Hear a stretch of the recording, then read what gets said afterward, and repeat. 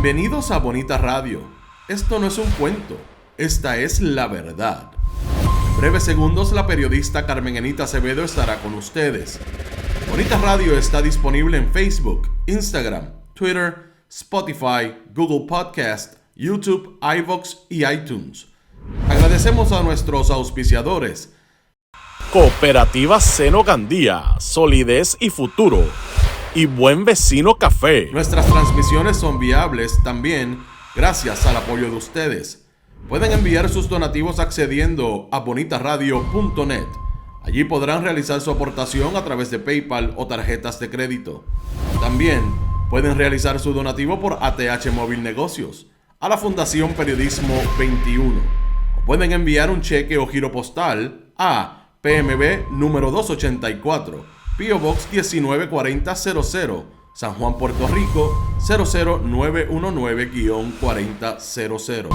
Bonita Radio, esto no es un cuento, esta es la verdad.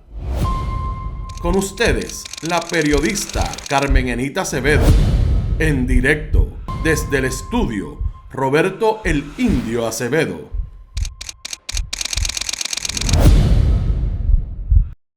Saludos y buenos días, Puerto Rico. Hoy es martes 29 de noviembre del 2023 y en esta mañana, en Esto es lo Último, vamos a hacer un programa que coloque una entrevista puntual de las que hemos prometido a una de las personas que se ha hecho disponible para ocupar la comisaría residente en el movimiento Victoria Ciudadana, que como sabemos va en alianza con el Partido Independentista, quien sea el candidato que va a ser Juan Dalmau a la gobernación versus el candidato en esa papeleta estatal, candidata a comisaría residente, estarían provocando que ambas colectividades estén apoyando a uno y otra, en esa papeleta estatal. Hablar con Ana Irma Rivera Lacén en este momento representa hablar desde un punto de vista, a nuestro juicio, de hasta dónde vamos a llegar, y esperemos que lleguemos a eso, con una candidata diferente a lo que estamos acostumbrados y acostumbradas con relación a la comisaría residente. Por lo menos queremos cuestionarle hasta dónde llega ese discurso de derechos humanos que ella ha promovido a través de su historia como defensora de los derechos de las mujeres y más tarde un poco más amplio desde el punto de vista de los derechos humanos, racismo, comunidades LGBTIQ, etc. Hasta dónde sale la idea de que el comisionado o comisionada residente, por lo menos en las últimas décadas en Puerto Rico, viene solamente a conseguir dinero federal. Y cómo se ubican los fondos federales en ese contexto de una posición electiva tan importante y que es el único contacto de los puertorriqueños y puertorriqueñas, aunque no hay voto, en ese mundo del poder de Washington. Bienvenida a Bonita Radio, Ana Irma Rivera Lacén. Gracias por la invitación y qué bueno que vamos a conversar sobre este tema. Bueno, definitivamente para mí es diferente cuando me enfrento, y de hecho estuve por un año, eso poca gente lo sabe, año y medio, en un momento dado en la oficina del comisionado residente haciendo un trabajo de comunicaciones que me dio una oportunidad de entender hasta dónde llega esa figura que, si pensamos en Antonio Fernández Isern y de ahí hacia todos los demás que han sido, y parto de Antonio Fernández Isern independientemente a los que antes fueron también comisionados residentes, precisamente para acercarlo un poco más a lo que las generaciones de puertorriqueños y puertorriqueñas, personas que viven en el país, están acostumbrados a mirar a esa figura desde el punto de vista de los medios de comunicación y cómo se comunican con esas colectividades del país. Yo quisiera empezar por la pregunta inicial que pueda romper esta conversación. ¿Por qué la comisaría residente? Esa es una pregunta que me hace mucha gente, porque como que no me veían a mí en esa posición, quizás precisamente porque no se ve el espacio, la figura, el puesto de la comisaría residente como un espacio donde la gente puede ir a luchar por, como yo digo, por la causa de Puerto Rico, más allá de lo que nos tienen acostumbradas las últimas personas que han estado yendo a esa posición, que es el prometer un estatus en particular. Pueden venir con ellos o sin ellas. Pues lo cierto es que cuando miramos esa posición, y estoy segura que tú inclusive vas a decir muchísimas más cosas de las que yo también voy a estar diciendo, porque tuviste la oportunidad de verlo de cerca. Es una posición que permite a Puerto Rico tener información de por dónde va las actitudes, las intenciones, las situaciones hacia Puerto Rico desde el mismo centro del poder sobre Puerto Rico. Y cuando te digo el centro de poder sobre Puerto Rico, pues Puerto Rico, al ser una colonia, el Congreso es el centro de poder sobre Puerto Rico. Y si alguien tenía duda de eso, las últimas decisiones del Tribunal Supremo lo único que han hecho es corroborar y reafirmar que Puerto Rico es una colonia y que el Congreso manda sobre Puerto Rico. Y por eso es que tenemos la Junta de Control Fiscal, ¿verdad? Es una decisión unilateral del Congreso impuesta sobre Puerto Rico y sobre todas las instituciones, incluso que le llamamos democráticas de poder en Puerto Rico. Así que cuando uno mira eso, cuando yo miro todo eso, pues pienso que tenemos que ir ahí para que la gente en Puerto Rico tenga información de cómo realmente se puede eventualmente, y yo espero que sea así, resolver el problema de la colonia de verdad. Pero también cómo podemos trabajar el tema de la fiscalización de los fondos que vienen de Estados Unidos para Puerto Rico y que aquí se convierte en un foco de gran corrupción. Pero no solamente eso, sino que también creo que la gente en Puerto Rico piensa en el Congreso con una manera bastante, una cosa o la otra, no ven la complejidad del Congreso. Si la legislatura de Puerto Rico, aún con todo este asunto de las imposiciones de la Junta de Control Fiscal, etcétera, es compleja, el Congreso es más complejo aún. El Congreso no se trata meramente de personas que están en la Cámara o en el Senado, o son republicanos o son demócratas. Dentro de la gente que se identifican bajo la plataforma demócrata, hay una gran cantidad de otras organizaciones y entidades. Igualmente, la gente que se identifica dentro del espacio republicano. Pero hay una otra gran diversidad de asuntos corriendo ahí que se cruzan desde la sociedad civil, como ocurre también en Puerto Rico. Claro. Hay presiones, hay cabildeo, pero sobre todo hay temas que son temas que, pues, como tú bien dijiste, son temas que me identifican a mí, que son los temas de derechos humanos, que se deciden muchas de esas cosas en el Congreso y que en Puerto Rico aquí esas discusiones no se traen. Es como si lo que pasara en el Congreso, en esos temas que no tengan que ver con fondos federales, no tuvieran que ver nada con Puerto Rico. Y yo creo que esos otros aspectos, esos otros temas son importantes, no solamente traer esa información a Puerto Rico, sino estar allí y participar de esas discusiones. Quizás lo más interesante en esa diversidad que usted plantea en el Congreso de Estados Unidos ocurrió en la última elección congresional, que tiene que ver con la diversidad de mujeres, la diversidad de etnias, la diversidad cultural, la diversidad de religiones, posiciones que una pensaría, esta gente no se pueden sentar en una mesa. No solamente se están sentando, y esto es el Partido Demócrata y lo que provocó la elección al interior del Partido Demócrata con una Nancy Pelosi, que tiene una posición clara sobre Puerto Rico, no necesariamente con relación al estatus, aunque yo creo obviamente que lo tiene, pero sí una posición clara de que lo último que le ha pasado a Puerto Rico en el Congreso de Estados Unidos ha sido fiscalizado por una Nidia Velázquez, Alexandria Ocasio-Cortez, lo que supone que Nidia Velázquez sea quizás la puertorriqueña de más poder en el Congreso de Estados Unidos. Y yo me voy a quedar un momento en la palabra poder, porque fíjese que usted habla desde el punto de vista de lo que en efecto, si los comisionados de residentes de los últimos 50 años en Puerto Rico no hubieran enfocado su línea exclusivamente en el estatus y en los fondos federales de una manera tipo como si los puertorriqueños estuviéramos mendigando fondos federales, cuando realmente los fondos federales vienen a Puerto Rico porque Puerto Rico los ha trabajado históricamente.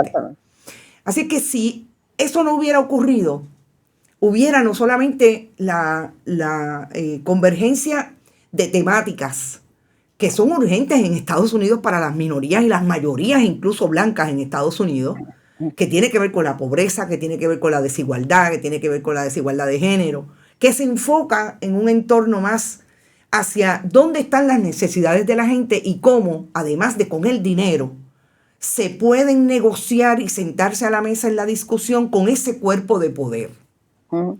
Eso quiere decir que usted pensó, no solamente que está preparada, le pareció que políticamente está lista para un esfuerzo de poder, que si no preguntémosle a Alexandria Ocasio-Cortez, que no va a correr, precisamente por lo que yo creo fue lo que encontró allí que parece que no le gustó mucho.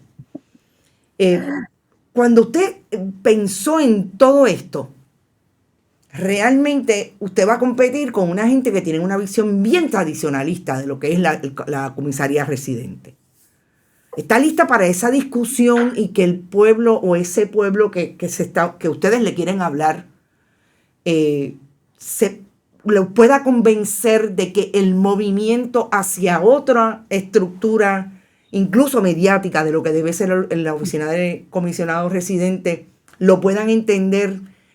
Porque la discusión, sabemos dónde están las campañas políticas de uno u otro partido que han estado en ese poder. Y no necesariamente le van a una línea bastante de contenido y profundidad como las que ustedes han venido esgrimiendo de lo que son los problemas de Puerto Rico. ¿Está lista para ese debate que puede ser un poco de orilla y de fango? Bueno, estoy lista. Eso es lo que pasó inclusive en la campaña hacia el Senado, y yo estoy consciente que la campaña hacia Washington va a ser todavía peor. Ya más con meramente anunciar mi precandidatura, ya empecé a recibir ataques de esa naturaleza, mezclados con racismo, lepofobia y ya sabes, todas esas cosas. Pues toda la mezcla de ataques que no tienen que ver nada con la razón, sino con el odio. Y desde ahí es que se van a estar moviendo, y yo creo que eso es precisamente lo que hay que explicarle al pueblo de Puerto Rico, que el odio no es lo que debe estar moviendo las discusiones, sino que analicen lo que se va a estar diciendo. Sé que va a ser una campaña dura, sobre todo porque tenemos que hacer una campaña, y la vamos a llamar educativa, para que la gente vea más allá de lo que siempre le están vendiendo. O sea, la oferta no puede ser un particular estatus, ni puede ser los fondos federales como si no vinieran a Puerto Rico, si no estuvieran esas personas. Y creo que por ahí es que está parte del miedo. Yo creo que hay gente que piensa que, por ejemplo, con una candidatura mía quiere decir que yo voy a decir que no le manden fondos federales a Puerto Rico, y cosas por el estilo. Sabemos que eso no es así, pero la mayoría de la gente va a pensar que esa candidatura, en este caso mi candidatura, representaría una amenaza a los fondos federales. Yo creo que hay que explicarle que cómo es que vienen los fondos federales, que sí, que hay que asegurarse de que vengan, pero también que hay que asegurarse que lleguen y que las personas y las entidades, los espacios donde se supone que esos fondos se utilicen para asegurar, sobre todo, servicios esenciales, realmente suceda y no sea una fuente de corrupción. Y yo creo que por ahí pues hay mucha información que se le puede dar al pueblo de Puerto Rico, calmar algún tipo de miedo en esa dirección y asegurarle que hay otras cosas que se pueden hacer también en el Congreso y que hasta ahora no puede ser. Parece que tenemos un problema. Yo que dije que no íbamos a tener ningún problema. Parece que tenemos algún tipo de problema con la transmisión. Y lo que le voy a pedir al señor director es que llame a la licenciada Ana Irma Rivera Lacén, y si la podemos traer por teléfono porque está cargado el internet, pues lo hacemos por teléfono. Pero la discusión, yo creo que empezó empezó interesante. La tenemos ahí. Yo creo que es mejor irnos por teléfono y que tenga una buena foto, señor director, hágale una foto que la podamos traer con la imagen, que no sea entonces el video, porque me preocupa que nos pase esto muchas veces y realmente nos vamos a mantener entrando y saliendo. Quizás, licenciada, lo que vamos a hacer es que la vamos a traer por teléfono, vamos a tomar una foto y la traemos por teléfono y así hablamos con tranquilidad, porque me preocupa que yo no sé si es la lluvia, nos dé esta posibilidad. O quizás un poco el mismo boicot del que estamos hablando, de que es que vamos a hablar de cosas que son totalmente distintas a lo que la gente está tratando de proponer. Vamos a intentarlo. Regresemos acá. Usted decía precisamente que esos son los temas que no se acostumbra a hablar.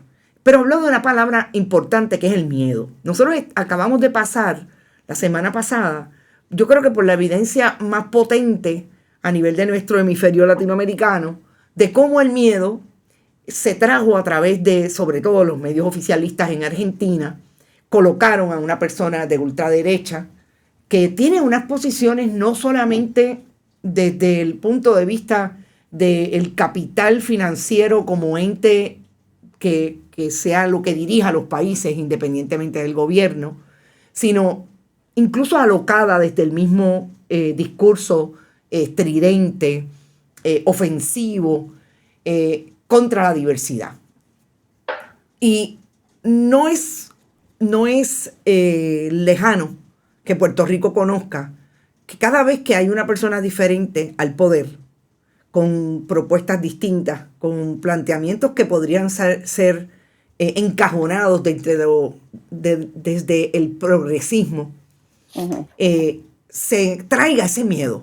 Siempre hablo de Cuba, siempre hablan ellos de Cuba, Venezuela, el socialismo, el comunismo, como si eso estuviera, que usted abriera la nevera, lo sacó de la nevera y ahí lo puso y usted está en esa todo el tiempo. ¿Usted le teme a esa campaña de miedo que aparentemente va a ser foco de los partidos tradicionales, sobre todo por la erosión que tiene cada uno de esos partidos tradicionales en este momento? Bueno, ya esa campaña empezó. Ya empezó esa campaña, ya están diciéndonos de todo en cuanto a eso que tú estás preguntando. En la radio me preguntan si yo soy comunista.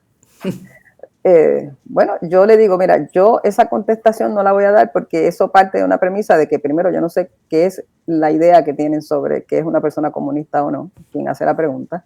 Segundo, yo sé que la pregunta se hace simplemente para que yo salga diciendo una cosa y la otra, y no importa lo que yo diga, lo van a utilizar para hacer alguna otra cosa fuera de contexto en la campaña. Así que yo ese tipo de preguntas que lo que tienen detrás son otras intenciones, yo no las contesto, yo contesto lo que yo estoy haciendo, lo que creo, cuáles son mis ideas y que la gente me juzgue a veces de eso y no a base de etiquetas. Yo creo en la justicia social, creo en la justicia económica, creo en el desarrollo sustentable, creo en que hay que apoyar las pequeñas y medianas empresas, sobre todo, que son la base más grande económica que tiene Puerto Rico, y creo en los derechos humanos y no creo en la discriminación. Desde ahí creo que se puede impulsar y obviamente creo en proteger el ambiente. Y creo que desde ahí se pueden impulsar muchísimas políticas económicas de Puerto Rico y creo que eso es lo que la gente tiene que ver y tiene que estudiar y no dejarse llevar por epítetos o por etiquetas más que nada, que lo que realmente traen es que la gente tiene unas ideas extrañas en la cabeza y les mueve el miedo. Precisamente con relación al contexto de la política argentina y la victoria de Milei, decía el Papa Francisco en medio de toda la discusión que se estaba dando, él es argentino además, sobre la posible llegada de la ultraderecha, que no es otra cosa que lo que los argentinos y los críticos del gobierno de Milei están estableciendo ya ante la entrada de esa ultraderecha, que más que un anacrónico capitalista es la reivindicación de la dictadura de Videla. Sí. Y el Papa Francisco habla mucho de esto en ese contexto, pero sobre todo contesta que si él es comunista, como lo acusan igualmente y lo acusa el propio Milei, está circunscrito desde el punto de vista de la letra a lo que es el libro de Mateo. Y el libro de Mateo precisamente lo que reivindica es la justicia social. Y a mí me pareció interesante porque esa es una pregunta puntual en el caso suyo. Y tiene que ver con los odiantes del fundamentalismo religioso que están atravesados aquí, que hablan de comunismo, que hablan de socialismo y obviamente hablan de lo que ellos entienden es la ideología de género, que no es otra cosa que la perspectiva de que el país conozca que en efecto hay una equidad urgente para que dejemos de tener la desigualdad que hay entre hombres y mujeres y que colocan desde el patriarcado a las mujeres como inferiores y de ahí todos los males relacionados con las violencias, etcétera, etcétera. Sí, pero con eso no solamente le venden a la gente el miedo, sino también viene colado ahí como polizón toda una manera de ver la economía en los países para privilegiar sin duda a las grandes empresas, a los grandes intereses, sobre todo la privatización en el caso de Puerto Rico lo estamos viendo, la privatización de nuestros recursos, el darle grandes privilegios, porque esa es la palabra, a personas que supuestamente vienen a invertir, pero que sabemos que no hacen eso. Y ese tipo de cosas, que es lo que también está prometiendo allá, en Argentina, ya en Puerto Rico está sucediendo en otras partes del mundo y se ha probado en otras partes del mundo que eso no ha funcionado, eso ha provocado todavía mucho más pobreza.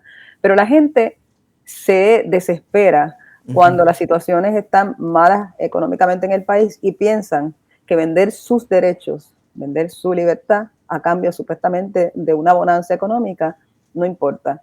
Y esta gente pues aprovecha ese discurso y les dicen, vamos a quitar todo lo que te garantiza derechos, porque eso no hace falta, eso lo que hace es que cuesta.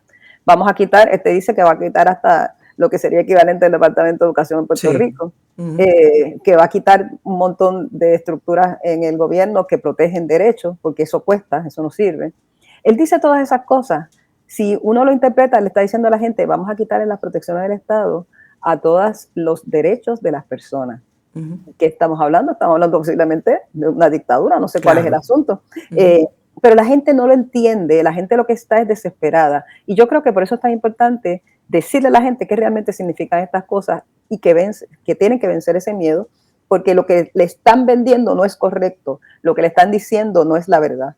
Y creo que en el caso de Argentina, eso es lo que está sucediendo y lo que sin duda va a suceder con esta persona, que además, cuando habla, tú te das cuenta de que a él no le importa nada. Él tiene un viaje consigo mismo, donde él piensa que la varita mágica es quitar, vender.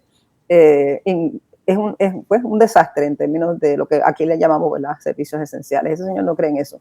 Y he visto supuestamente economistas de Puerto Rico, alabando ese tipo de políticas y obviamente hay un partido en Puerto Rico que está muy contento, la gente de ese partido, de que haya ganado esta persona. Inclusive, también se alegraron cuando ganó Meloni en Italia. Así que estamos hablando, y lloraron cuando Vox no tuvo triunfo en España. Así es que de eso que estamos hablando, yo creo que eso, aterrizarlo en Puerto Rico es importante, no quizás como tú y yo lo estamos hablando, sino todavía de una manera más con ejemplos. ¿Qué significa esto? ¿Qué significa lo otro? Es muy fácil, por ejemplo, decir que los derechos de la comunidad LGBTIQ no importan, desde el privilegio de ser una persona heterosexual. Pues, desde ahí no importan, porque tus derechos no van a estar afectados. Pues mira, tus derechos también van a estar afectados aunque seas una persona heterosexual, porque este tipo de políticas económicas, sociales, que estamos viendo, van a afectar a todo el mundo. Así es que por eso es que es tan importante hacer solidaridad en derechos, porque todas las personas al final de cuentas nos afectamos por igual si no tenemos derecho a la educación, si no tenemos derecho a la salud, si no tenemos el acceso necesario a los entes de justicia, si no tenemos un ambiente, si todo se vende y tú tienes que mudarte de tu casa donde viviste por muchos años simplemente porque la gente que tiene poder económico compra todo por ahí, sube los precios, tú no vas a poder estar allí, ese tipo de cosas. Así que si la gente ve el panorama completo y se puede ver en ese panorama completo, en vez de ver la pequeña parte individual que estos políticos le venden, que tú vas a estar bien, pero no te das cuenta que tú no vas a estar bien porque donde estás no está bien en general, pues entonces quizás podemos explicárselo mejor a las personas. No es casualidad que una de las personas que abraza la política neoliberal recalcitrante de Javier Milei es Luis Fortuño. Luis Fortuño fue comisionado residente de Puerto Rico. Luis Fortuño fue gobernador de Puerto Rico. Entendió aparentemente muy bien el discurso del poder con relación a Washington. Y fue a Washington precisamente a provocar o a mantener y a animar en el poder de Washington y el Congreso de Estados Unidos las políticas que ya se venían implementando en ese país desde Ronald Reagan con relación a la neoliberalización y a la privatización. Pero es interesante que Luis Fortuño tiene ahora, en este momento, no solamente esa postura con relación a la libertad individual y económica que alega él, es lo que hay que provocar en los países, la desregulación para darle riqueza individual y económica a la gente. El problema es que Luis Fortuño es el padre de la Ley 7. Es, además de la Ley 7, uno de los que trajo precisamente el proyecto de privatización de todas las agencias que tienen que ver con los permisos, que impacta terriblemente los recursos naturales en Puerto Rico, y eso ya lo estamos viendo, y hay ahí un fogón prendido con relación a esa crisis en términos de cómo los depredadores, como dice María de Lourdes Santiago, de la Ley 60, han venido a utilizar los espacios de bienes de dominio público sin encomendarse a nadie. Es decir, que aquí hay una gente, incluso los economistas que lo entrevista, hablan desde ahí todo el tiempo. Proyecto Dignidad está en lo mismo con Joan Rodríguez Bebe, César Vázquez. De hecho, César Vázquez ha llegado al punto de decir, en el caso de Joan Rodríguez Bebe también fue bien vocal en Twitter, César Vázquez llega al punto que va a ser candidato al Senado por acumulación, de decir que las ideas de Javier Milei en Argentina son consonas con las ideas de muchos de sus candidatos de Proyecto Dignidad. Ahora, sigue siendo Washington ese recinto de poder. Llega allí, hay una diversidad. Primero, obviamente, ya repasamos de qué manera el país tiene que entender cuáles son las diferencias y cuáles son las importancias de que ese recinto de poder pueda atraerse, sobre todo para esas líneas que usted trae, que tiene que ver con desarrollo económico, tiene que ver con los fondos federales que el país se merece porque los ha trabajado y que tienen que llegar y llegan de diferentes maneras. Y llegan sobre todo, creo que lo más importante es que el país entienda que aquí no hay nadie que firme una ley que venga del Congreso de Estados Unidos. Vienen precisamente desde el Congreso porque a Puerto Rico lo tienen que hacer parte, y esos son los famosos proyectos directos que vienen con fondos federales, etcétera, etcétera. Ahora bien, aquí ha habido en los últimos 8 años una comisionada residente que es famosa por los titulares de "yo traje ese montón de chavos". ¿Usted no sería la comisionada residente de los titulares de el montón de dinero que llegaría a Puerto Rico si usted es comisionada residente? Fíjate, esos titulares tendrían que cambiar, porque en mi caso yo tendría que decir, aprobaron unos fondos y hay que velar porque se cumpla en Puerto Rico, que esos fondos lleguen a donde tienen que llegar. Esa es la información que hay que darle al pueblo de Puerto Rico. No abrogarse en la aprobación de los fondos. Es velar porque los fondos sí se vayan a cumplir con lo que están dirigidos. Y yo creo que eso es lo que la gente necesita saber. Los fondos llegaron, los fondos se aprobaron, los fondos llegaron, y dónde están y cómo es que se van a estar implementando la manera en que lleguen a donde tienen que llegar. Esa información falta en Puerto Rico. A mí me asombró muchísimo que Jennifer González estuviera diciendo que el gobernador Pierluisi no ha hecho lo que tiene que hacer, y que estuviera incluso acusándolo pues de lo que estamos hablando tú y yo ahora mismo aquí, del asunto del uso de fondos, etcétera. Pero eso le tocaba a ella también. O sea, no es meramente decir que ella consiguió fondos, sino es darle seguimiento al uso de los fondos, porque de lo contrario ella es parte de la situación, como lo es de la falta de implementación adecuada, inclusive de toda la corrupción que hemos visto que sucede, porque fíjate que se crean todas unas estructuras de embudo que en la parte de arriba de la estructura están los fondos. Y entonces va bajando a cuentagotas, porque en el camino van diferentes gente, diferentes entidades, diferentes corporaciones, voy a usar la palabra, guisando del asunto. Y hasta que no termina todo eso, que es una estructura en muchos casos innecesaria, y llega al final está la gente que se supone que reciban los fondos, y llega por cuentagotas, en lo que baja toda esa estructura, como digo, muchas veces artificial, a donde se supone que llegue. Pues eso no puede ser. La gente tiene que saber cuando llegan los fondos, cómo se van a estar implementando, y tienen que tener la fuerza y la transparencia de saber que efectivamente se está cumpliendo con el mandato de esos mismos fondos. Yo no me veo a mí haciendo ese titular que tú me enseñaste, sino uno todo lo contrario, informativo y de exigencia de transparencia y de seguimiento de los mismos. Hay un ejemplo que ustedes han trabajado mucho desde el punto de vista de la reforma laboral y los derechos y las reivindicaciones de los trabajadores, con todo lo que ocurrió con esa reforma, sobre todo con los empleados exentos. Hace 2 semanas el gobierno de Puerto Rico, el secretario del Departamento de Trabajo, le dijo al gobierno de Estados Unidos, a su Departamento del Trabajo federal, que ese aumento que le van a proponer a los empleados exentos no lo extienda de esa manera a Puerto Rico, porque eso le hace daño a la economía de Puerto Rico.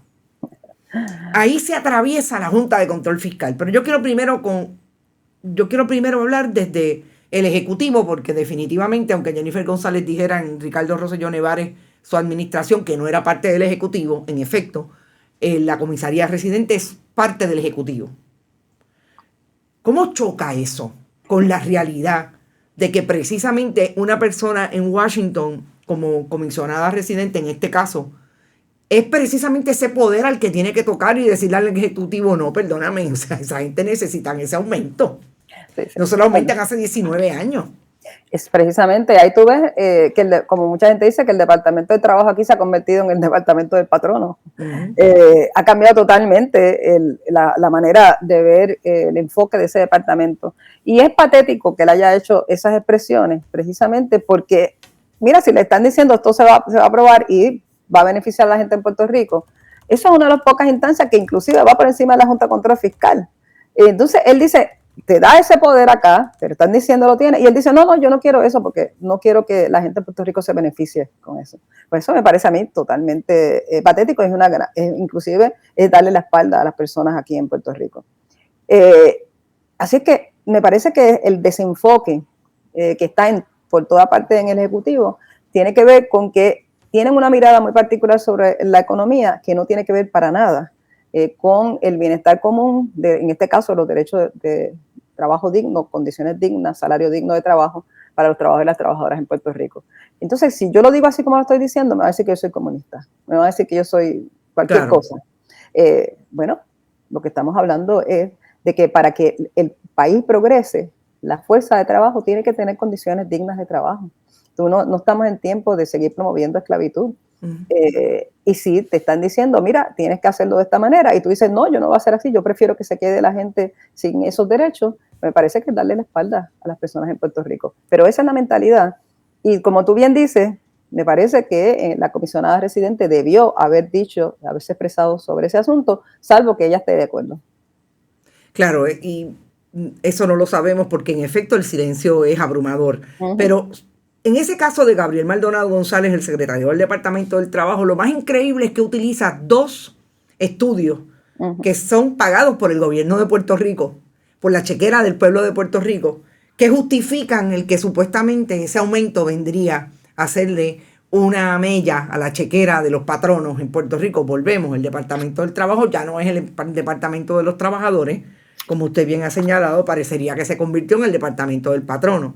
En uno de los casos, Advantage Consulting, que es la firma de uno de los contratistas de los gobiernos Partido Popular y el Partido Nuevo Progresista, ha tenido 8.4 millones en contratos con el gobierno para justificar que no se le den, entre otras cosas, aumentos a los trabajadores. En el caso de los empleados exentos, a ese fue uno de los que citaron.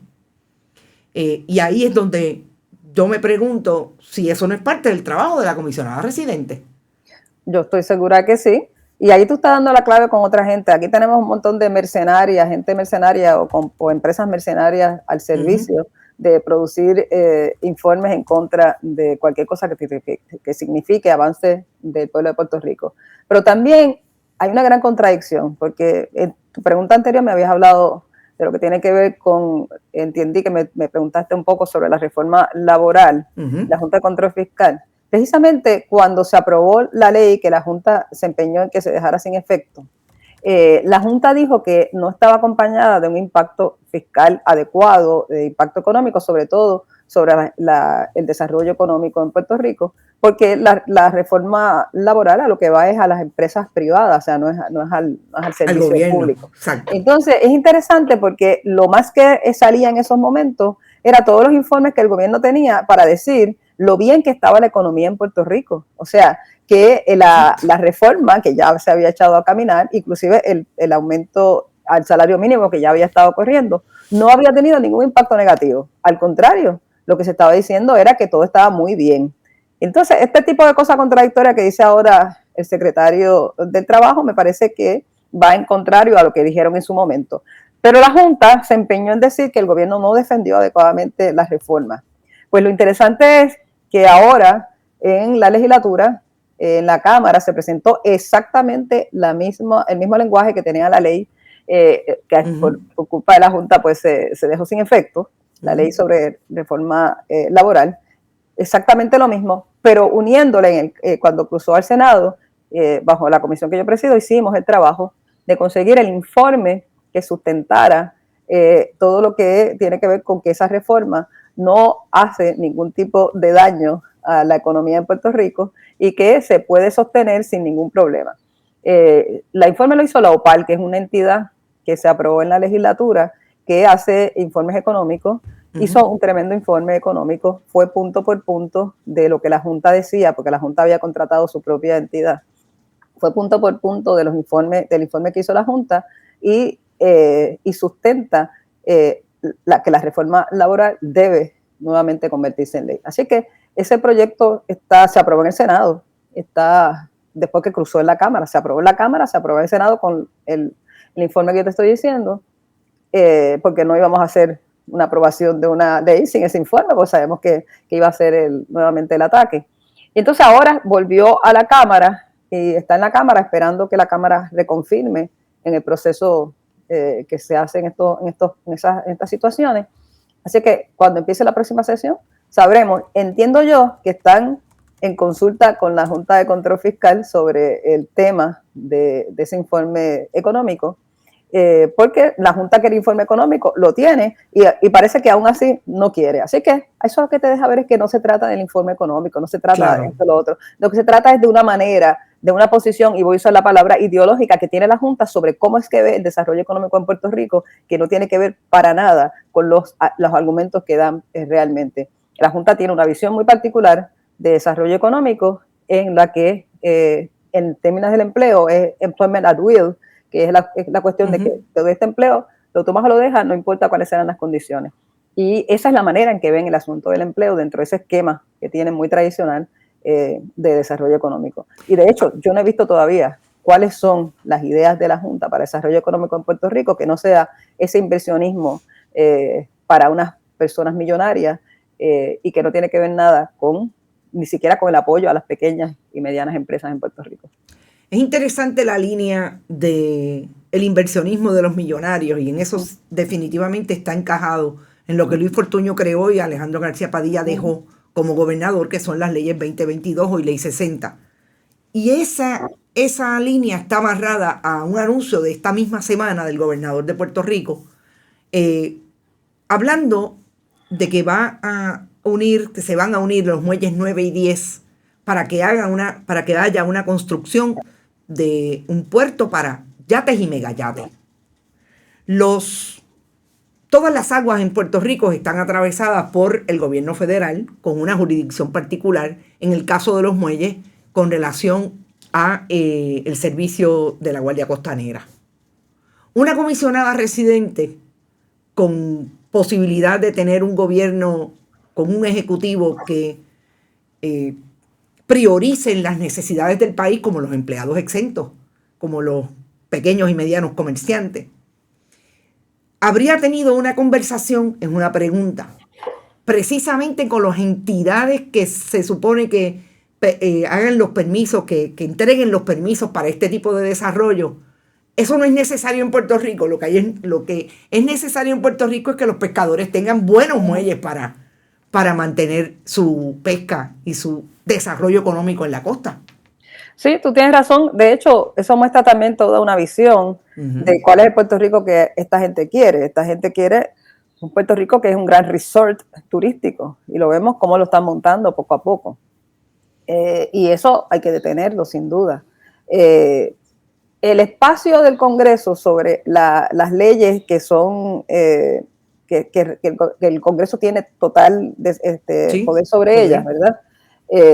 Es un espacio que Puerto Rico tiene que utilizar a favor de Puerto Rico. Y esa pregunta que tú me haces es precisamente un ejemplo de cómo no se utiliza el espacio del Congreso como debe utilizarse.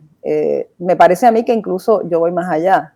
No solamente es que son las áreas que desde el Congreso se puede hacer fiscalización y voz de alerta, voz de decir que no estamos de acuerdo, que no conviene al pueblo de Puerto Rico, desde el Ejecutivo, porque como tú dijiste, esa conversación desde la oficina de la comisionada residente con el gobernador de Puerto Rico debería estar ahí todo el tiempo en bien de Puerto Rico.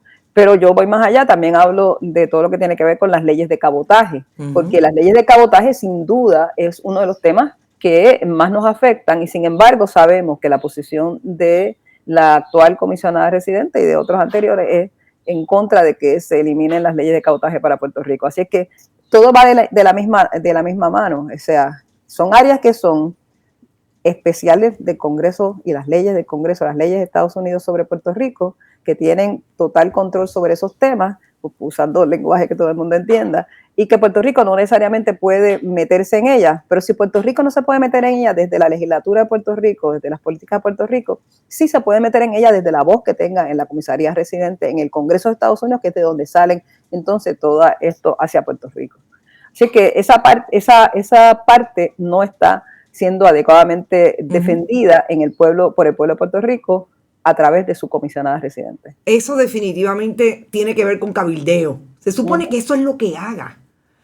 Básicamente, una persona que no tiene poder de votar, vuelvo y repito, pero tiene que tener la posibilidad de cabildear con esos congresistas que sí votan a favor del pueblo de Puerto Rico. Pero votan en comisiones.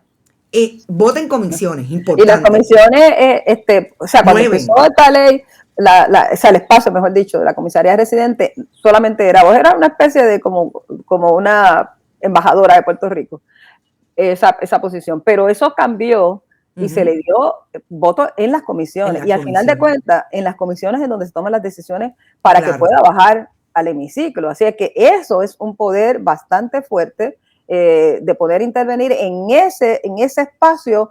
Si se logra impedir que algo que uno no cree que le beneficia al pueblo de Puerto Rico y se puede tener en comisión, pues se acabó ahí. Claro. Así es que es importante también estar consciente de el poder que sea, aunque no es el mismo que tiene esa comisaría residente.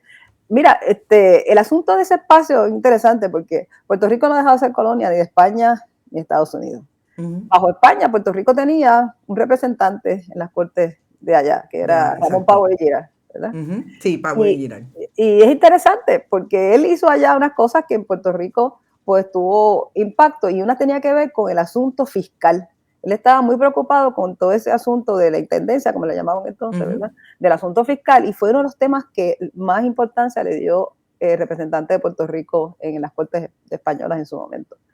Y ahora bajo Estados Unidos, esta figura de la comisaría residente, pues pasa a ser, más allá, como tú dijiste, de meramente una persona observadora y que puede hablar, sino también tiene, esa voz se puede usar de una manera estratégica.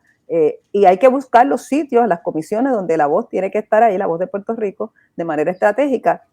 No solamente porque en lo que se resuelve el problema del estatus está ahí, sino porque ese es el espacio que tenemos en este momento para hacer sentir la voz de Puerto Rico en beneficio del pueblo de Puerto Rico y no en beneficio de un partido en particular o de una idea sobre definición de estatus en particular, sino en beneficio del pueblo de Puerto Rico. Y desde ahí pues podemos avanzar lo demás, podemos avanzar un proceso de descolonización, podemos avanzar el proceso, y yo espero que sí sea así, de acabar de sacar la Junta de Control Fiscal de Puerto Rico, pero eso yo lo uno al compromiso de fiscalización, porque la Junta siempre va a tratar de tener la excusa que hace en Puerto Rico con el asunto de la corrupción, aunque la Junta es corrupta en sí misma, no ha mostrado ser más que un ente que lo que hace es beneficiarse del pueblo de Puerto Rico, pagado por el pueblo de Puerto Rico y en contra del pueblo de Puerto Rico.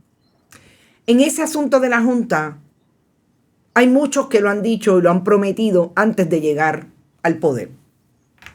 Incluso el abogado de la Junta de Control Fiscal, el gobernador de Puerto Rico, Pedro Pierluisi, por lo bajo, pero habló de que había que meterle mano a la Junta de alguna manera.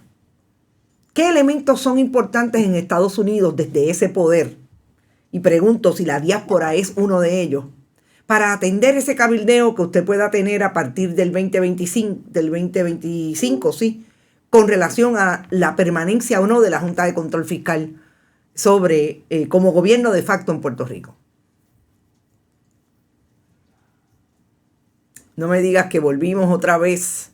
Y esta es una súper importante pregunta, porque precisamente es uno de los grandes desafíos que tiene una comisionada residente, un comisionado residente a partir del 2025, por la complejidad que supone para Puerto Rico que esa Junta de Control Fiscal le cueste millones, cientos de millones de dólares todos los años a Puerto Rico, que hayan contratistas múltiples contratistas de naturaleza partidista, incluso allegados a los partidos del poder en Puerto Rico. Yo creo que volvimos con la senadora.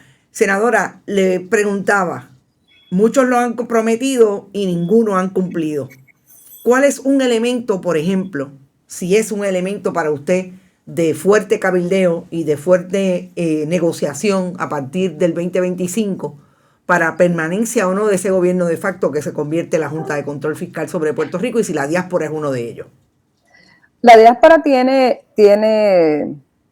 yo te diría que sí, que tiene mucho que hacer y aportar al pueblo de Puerto Rico, porque la diáspora está allí en Estados Unidos, tiene poder de hacer a favor del pueblo de Puerto Rico mucho cabildeo a través de las diferentes personas que les representan en los estados donde viven y que tienen asientos en el Congreso. Así es que la diáspora puede hacer causa común con el pueblo de Puerto Rico para que esas personas que van a tener el derecho a votar en aquella legislación que se haga para sacar a la Junta de Puerto Rico, pues pueda encaminarse con poder.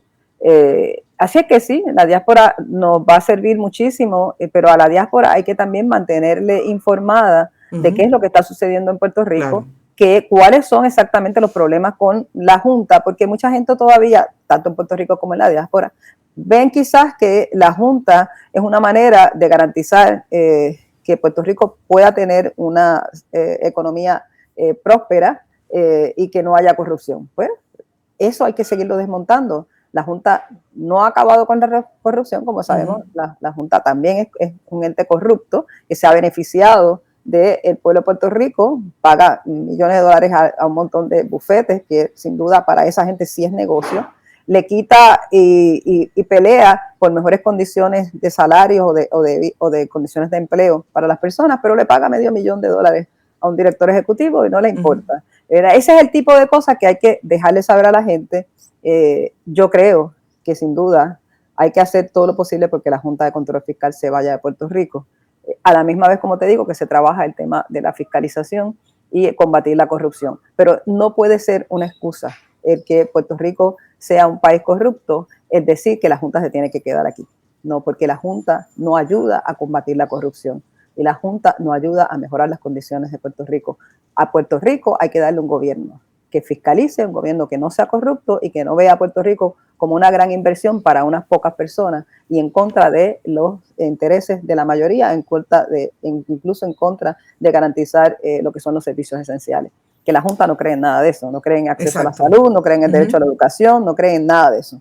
Así es que por ahí es que va la cosa y por ahí tiene que ir la educación tanto en Puerto Rico como en la diáspora y hacer entonces en ese sentido causa común con Puerto Rico en los diferentes espacios, sobre todo la diáspora, que tiene gente allí que votan en Estados Unidos, que votan también en el Congreso, y ahí podemos entonces tener, pues sin duda, un trabajo articulado de coordinación con la diáspora. Hay una última pregunta que me cuestionaba cómo es que hemos llegado al nivel de tener que hacerla, y soy honesta en ese sentido, y tiene que ver con lo que usted trajera en principio, sobre lo que han sido los epítetos, los comentarios que le han traído en el momento en que usted anuncia su disponibilidad para esta candidatura. Y tiene que ver con el racismo. Puerto Rico es un país racista, quizás desde sus niveles de poder mucho más, pero siempre está el dejo del comentario que ningunea y que coloca por razones de raza a unas personas en competencia con otros, trayendo a la discusión ese asunto de raza exclusivamente. ¿Cómo usted ha pensado manejar eso en una campaña de este nivel de discusión pública que va a ser grande por todo lo que hemos hablado, pero que haya gente que pueda traer ese planteamiento incluso desde los epítetos? Pues mira, yo sé que ese es uno de los temas siempre que me va a salir, me ha salido a lo largo de toda mi vida, de que estoy en diferentes espacios públicos y ahora desde los espacios del Senado y lo que aspiro en la comisaría, yo sé que sale porque La gente piensa que decirle a una persona negra es decirle un insulto, para empezar, ¿verdad? Y que además es decir, por solamente decir que tú eres una persona negra, es decir que tú eres una persona que no sirve, que no vale y a que no hay que tomar en consideración en lo que está expresando. Por eso es que es racista el decirlo de esa manera. Yo me afirmo desde lo positivo de reconocer mi raza, mi afrodescendencia. Yo soy una persona negra y hay que reconocer que afirmarlo desde lo positivo es la manera de combatir el racismo. Pero eso es parte de la discusión. En ese sentido, yo me alegro mucho que hayamos logrado aprobar la Ley 24 del 2021 sobre combatir el racismo en Puerto Rico y expresar el orgullo de nuestra afrodescendencia. Eso va a ir todo el tiempo de la mano en mi campaña. Yo estoy muy consciente de eso, porque me van a decir negra comunista, como ya me están diciendo en algunas cosas que leo. Me van a decir sí, negra lesbiana, me van a decir negra que favorece a la gente fuera de Puerto Rico y no a los de Puerto Rico, que son comentarios xenofóbicos. Me van a decir de todo, siempre empezando con la palabra negra. Negra mala, como me dijo recientemente una persona que dijo ser religiosa. Esas cosas así, ¿verdad? Negra con algo más. Pues yo soy negra y soy una persona que se afirma desde variedad de identidades. Y las hago siempre para reafirmar la complejidad de que somos todas las personas en Puerto Rico. Y empiezo siendo siempre como una mujer negra, porque esa es mi identidad primaria, sin duda. Es evidente que yo soy una mujer negra. Y creo que hace falta que la gente se sienta orgullosa de ser personas afrodescendientes, que tengamos orgullo de ser un pueblo afrodescendiente y no permitir que esa sea como si fuera un insulto. Y yo estoy consciente de eso. Cada día lo hago mucho más evidente que tengo que ponerlo en los discursos y empiezo siempre hablando sobre esos ataques que se me hacen para que la gente en el público inclusive piense y se dé cuenta de cuán racista puede ser la gente, podemos ser como pueblo en Puerto Rico, y que son los retos que tenemos. Y en Estados Unidos yo estoy consciente que en Congreso no es el ambiente más amigable que podemos tener sobre esos temas. De hecho, hay muchas luchas con esos temas, todo el tiempo salen. Me parece que yo llegar al Congreso, pues voy a estar metida posiblemente haciendo espacios dentro de algunos caucus que hay allí que trabajan esos temas. Porque en un sitio tan complejo como el Congreso hay que meterse en caucus, sin duda, porque es la manera de que tú haces causa común, ¿verdad? Con diferentes personas, entidades, etcétera. En este sentido también entre personas que son congresistas. Pero ese tema, sin duda, es un tema que está ahí siempre en el Congreso y en Estados Unidos en los últimos tiempos está a flor de piel. Así es que me parece a mí que trabajarlo en Puerto Rico, estar sobre esa base en la discusión, sé que va a ser de los temas y de los ataques que van a haber en esta campaña, pues es parte de lo que me va a ir preparando también para enfrentarme en otra escala, quizás hasta mucho más grande, por la cantidad de gente que hay en el Congreso, en el espacio del Congreso, que no me va a ser en ese sentido tampoco extraño. Porque vamos en esas mismas discusiones y yo estoy preparada y me estoy preparando inclusive para adentrarme más en la discusión y cómo se da dentro de los espacios del Congreso de los Estados Unidos. Bueno, licenciada, no tenemos mucho más tiempo. Hay otra conversación, pero que el tiempo de campaña nos va a dar oportunidad de tenerla, que tiene que ver con la campaña misma, en términos de cómo se va a ir definiendo si finalmente es ratificada como la candidata, pero tenemos más tiempo. En otro momento, pues discutimos esos otros temas. Está bien, sí, gracias. Muchas gracias por estar en Bonita Radio siempre y nos vemos en la próxima. Nos vemos, gracias. Bueno, escucharon a Ana Irma Rivera Lacén. Yo creo que parte de lo que yo quería empezar a conversar con la licenciada senadora tiene mucho que ver. Cómo Victoria Ciudadana tomó una decisión, o por lo menos ella, desde la posición personal que supone por hacerse disponible en un movimiento que desde el 2019 está creciendo hacia plantearle al país que es una alternativa en combinación en este momento con una alianza con el Partido Independentista para hacer buen gobierno. La comisaría residente es quizás el lugar que menos se hace disponible para hablar y explicarle al país lo que son las relaciones de Puerto Rico con Estados Unidos, sobre todo con un Congreso, que es un Congreso que impone una ley como la de la Junta de Control Fiscal, que es el gobierno de facto, que es un gobierno, que es una institución que decide todo lo que llega o sale de Puerto Rico desde el punto de vista no solamente de las leyes de cabotaje, sino del dinero que llega a Puerto Rico a través de las transferencias federales que Puerto Rico se ha ganado desde el día 1 que tiene una relación con Estados Unidos. Todo eso es importante manejarlo desde la cotidianidad para que los puertorriqueños votantes, personas que votan en Puerto Rico, sepan por quién ir a votar, porque quién dice qué y satisface las necesidades que pueda tener a la hora de llegar a la caseta de votación. Interesante discusión y empieza aquí. Más tarde en la campaña tendremos otras conversaciones. Gracias por haber estado y escuchado. Compartan, recuerden, vayan a bonitasradio.net. Allí pueden donar a través de PayPal, tarjetas de crédito. Bonitas Radio en ATH Móvil, fundacionperiodismo21.com. También pueden donar PayPal, tarjetas de crédito y Fundación Periodismo en ATH Móvil. Éxito y nos vemos más tarde a las 5 en ¿Qué Palo? En Noticias. Bonita Radio. Esto no es un cuento. Esta es la verdad. Este programa fue traído a ustedes por Cooperativa Seno Gandía, Solidez y Futuro. Y Buen Vecino Café. Y no olvide que puede realizar sus donaciones a través de ATH Móvil en la sección de negocios como Fundación Periodismo 21. O puede acceder a nuestra página de internet bonitasradio.net y donar a través de PayPal o tarjetas de crédito. También puede enviar cheques o giros postales a nombre de la Fundación Periodismo Siglo XXI, PMB 284, P.O. Box 194000, San Juan, Puerto Rico 00919-4000. Bonita Radio, esto no es un cuento, esta es la verdad.